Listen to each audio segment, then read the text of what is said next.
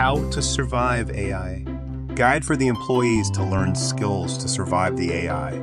For nearly the entire human existence, agriculture, or broadly provision of food and other resources, had been the main economic activity, both providing the largest share of contemporary GDP and employment, until the Industrial Revolution flipped this order upside down. Today, contributions of farming are economically negligible, and the overall share of employment is 10% or less in most developed countries. Each time a major breakthrough happened, many people were worried about loss of livelihoods, and some protested, often quite violently. And yet, I don't see people demanding return to physical labor in the fields after machines displaced entire societies from these jobs.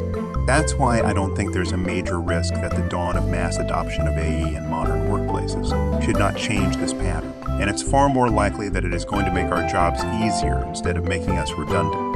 But we have to adapt to it, as Microsoft's annual Work Trend Index report released last month indicates.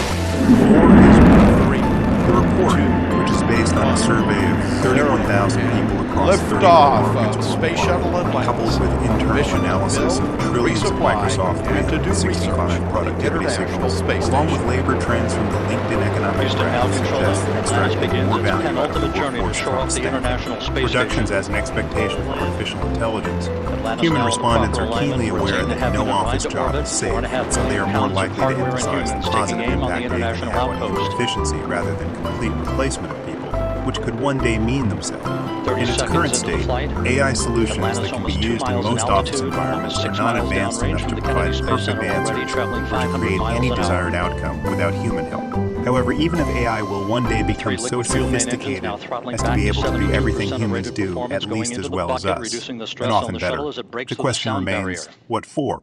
After all, it takes humans to set the direction for every company, and each of them produces goods and delivers services to other human beings, not sophisticated computers.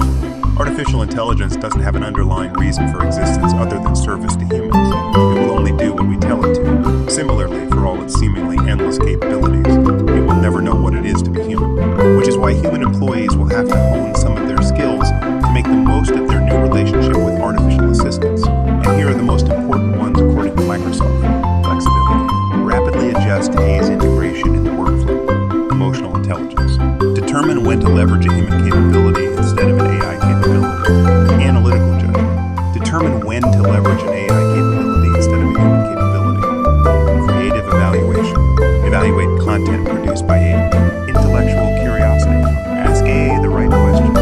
Bias detection and handling. Evaluate AI fairness in decision-making. AI delegation. Trust.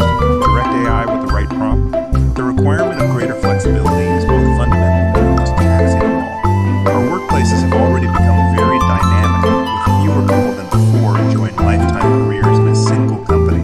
Hopping between jobs is a norm, but now millions of people will be placed under pressure to quickly adapt to rapidly evolving features of AI tools, even within their positions. During the last year alone, there has hardly been a month or even a week without some new development in the area, and as these services leave the domain of geeks playing with them for fun and become a part of regular jobs, those who are able to keep up with the pace of this revolution will rise above the rest. Those who are struggling may indeed find themselves redundant. Everything else on this list is just a different facet of understanding of and competence in using AI to our advantage, and it's most likely that those who are the most flexible will also perform well in every other area.